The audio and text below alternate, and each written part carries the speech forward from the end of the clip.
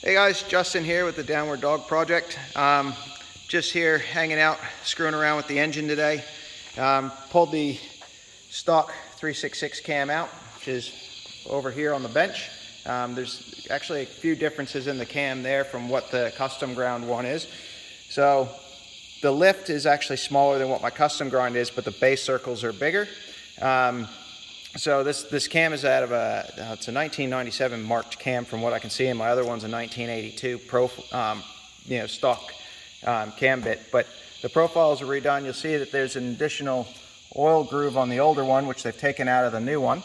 So I'm gonna probably send this cam out and get it cam doctored and see what the specs are on that and how they vary. They're different part numbers, as you'd suspect. But just going back to the engine, so that I've used the old head gasket, going back, set my dial gauge up and checking the piston to valve clearance with the head gasket in there. So when we roll this over, or drop it down is more like it, it's about 75 thousandths of an inch clearance at top dead center. So you can see the markings over here. That's your standard timing mark for your advance, and then this is my top dead center markings. With the piston at top dead center, and that gives you an idea of where we're at. This is the new dual spring setup.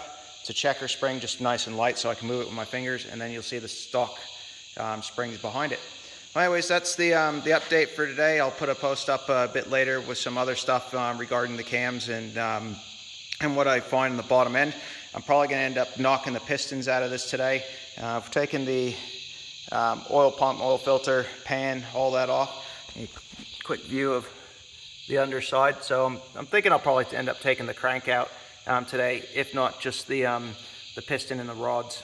And then I've got to measure up for ARP main studs for the bolts there, and then also rod bolts. So yeah, a little bit going on today. It's finally nice to get some stuff done. Thanks for having a look.